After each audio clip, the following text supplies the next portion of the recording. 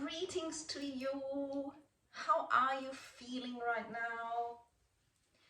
I would love to talk today a little bit about success and this whole journey of women and success. Basically, I work with a lot of women. I obviously work for myself. I have been running a small business since 2011, and I'm also a mum, and that teaches you so much. So I want to talk about success, and first of all, really with an awareness of how many women are either burning out or scared of it, or trying to find that rhythm, whilst including self-care and thriving is so pivotal. Because even if you have immense success, like a lot of famous people have had immense success, but then they later on confess and write about burnout. There are many of those, even people that are so-called, yogis or teachers of, famous people I'm talking, that are just publishing book after book and teaching women how to be empowered, only to find they themselves have burned out. And in my philosophy or my perspective, I just feel like, for me, that's not success. It's a different version, and it might be a desire to have success financially or with fame, but what is the success about your relationship with yourself and your health? Potentially, you could literally lose your life doing this kind of stuff. Thank God the body is resilient and repairs itself when we stop. That is the best part about it. But what I would like to talk about is many, many things, but let me keep it simple so it's fun and also not all over the place, because I get 1,000 ideas coming that I could share. So the first thing is that there's two ways to look at success in a broad spectrum. So do you look at success as, I've got my money, I've got my fame, I've got the kids, the husband, the wife, whatever it is? Do you have this sort of picture for yourself? And have you looked at whether that's actually all needing to happen at the same time or not? Or the other way, where you realize success is a spectrum of experience which actually unfolds, and that everything has its time. I'm finding a lot of women that I coach and work with need to release this concept that even though we're very talented and multifaceted and we can do so much, that there is a time and place for everything. If you really want to enjoy your child and enjoy it growing up with you and having that connection, then be in that and keep the other side minimal, so that that element isn't suffering, because you can't get that back. The same with your health. If that's not a top priority, it will eventually need prioritizing. There's no way around it. And if we want to lead by example, we lead by example for our family, but also for other women or other people that are running businesses or navigating life by example, by saying, hey, I'd love to do this and this and this, but I can only fit in that because the rest is my self-care, my bath, my nature walk, meditation, and even doing nothing. I love that. For me, I thrive the most when there's nothing planned, or I've planned nothing, which is what I'm good at. I plan in my priorities and the rest is very free. I need that freestyling, and that's how I always rejuvenate myself every day. Whether that's by spontaneously going in the garden, or spontaneously, going for a walk, or having a bath, or deciding to go to a coffee shop and just sitting, watching the world go by, or reading a book, or doing some painting, writing, singing. It could even be that I feel like scrubbing the bathroom all of a sudden and I really get into it. Whatever occurs to me, I can follow, and I feel that's how life is successful. So notice that if you have everything connected into one and you're trying to do too much basically, or if you're realizing there's a time and place, and that you really have this delineation, because even though we are amazing and magnificent, we can't really be effectively functioning as a parent, as a businesswoman, as a wife, as a friend, as an inspired, whatever it is, standing for what we're teaching, if we are sacrificing those elements. Because if you have kids, your heart will be upset if you're not able to parent or be there, and they're missing out on having book time with you or going swimming, or you don't feel like you want to invite all their friends over. For me, I relish that completely, and I know that that is only a passing divine gift that I am given. So if they all come in, have a sleepover, if they all come in, we're making things, and from when they were little to having friends to all the way to teenage, totally different events, as you can imagine. I love and cherish it every single day, even now, honestly.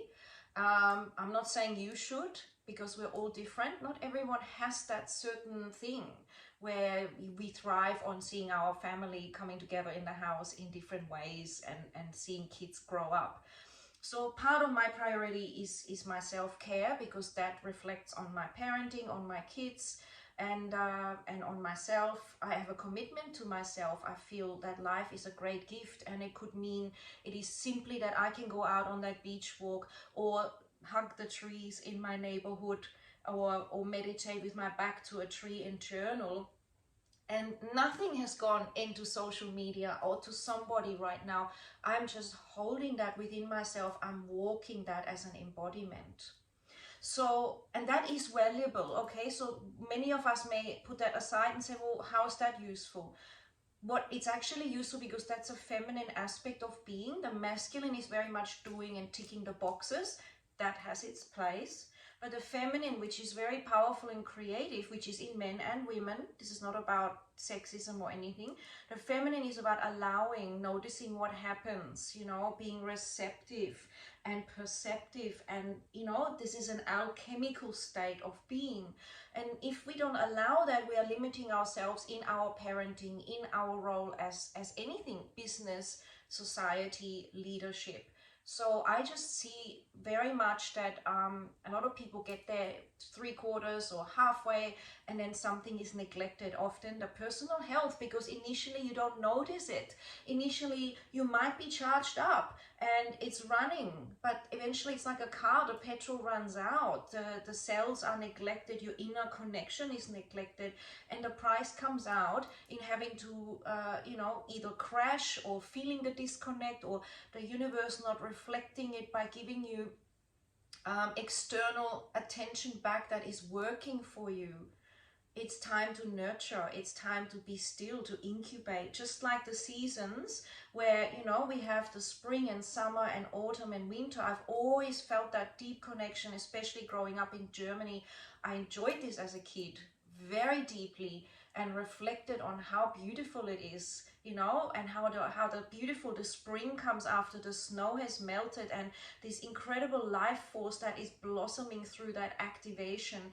And then how summer comes, and that feeling in the air, and the fruits hanging off the apple trees that we had so many of, and the beautiful strawberries in the garden, and the blossoms and the bees, and just that vibration. And then how that shifted into its release, and into the nuts and the squirrels, and the autumn and the wind, and the more going inwards, and then the winter, which it's just so amazing. You go more inward and you reflect more on things. You might be, as a kid I was drawing more by the fireplace, or baking more with grandma or my mum, and so different.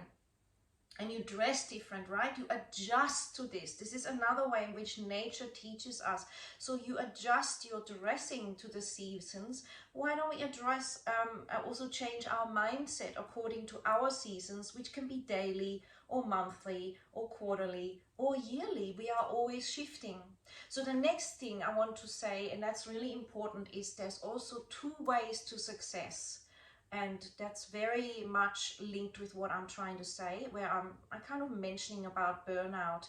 So one is where you slog it really hard and you're really good at it, that masculine, and I've got my time, and I'm push, and getting people in, whatever. And for some people, eventually that works if they don't break down in between, realizing the body's saying it doesn't actually work.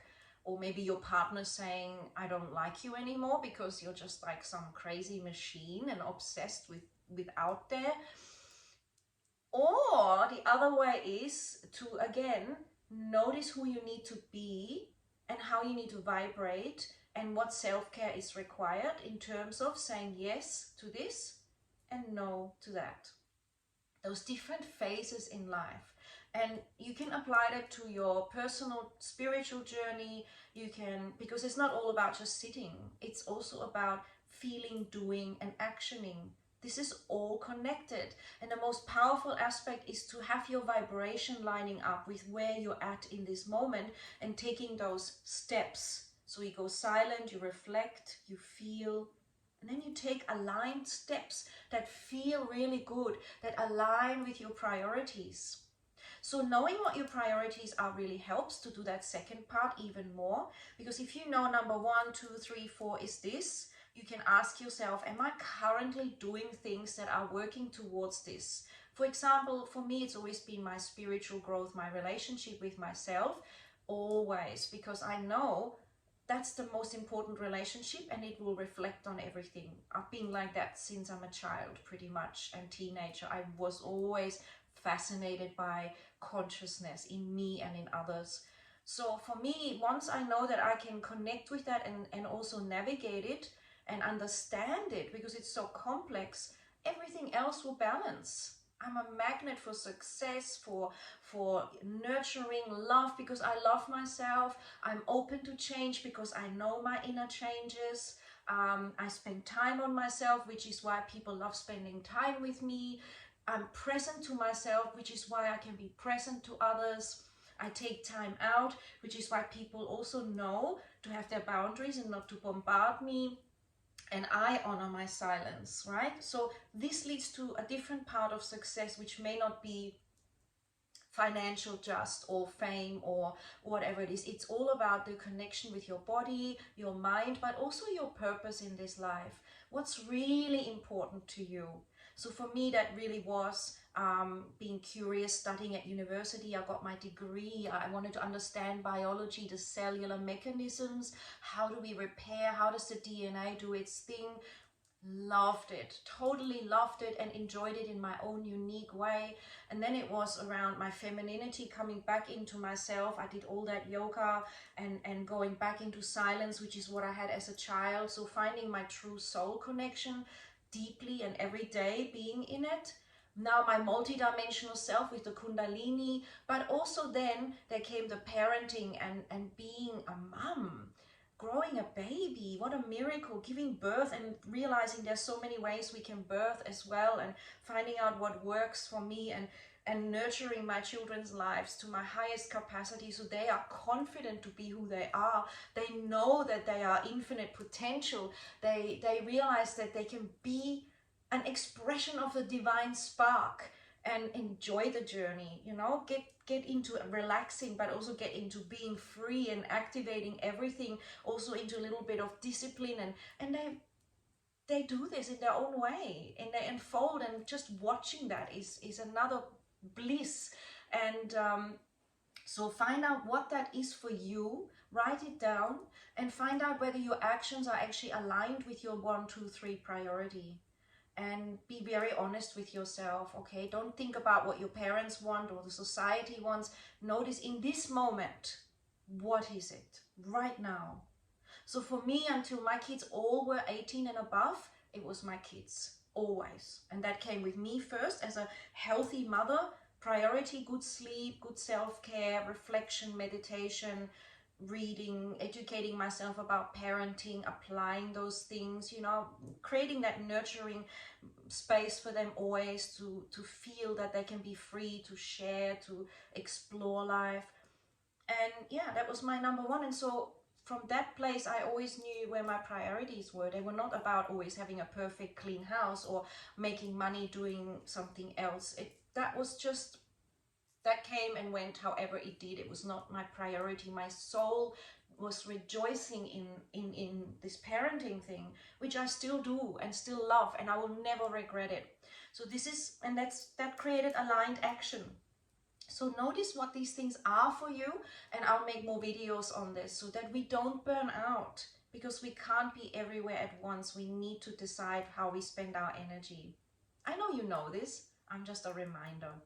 And I help women remember this and actualize this. Have an awesome day and see you later.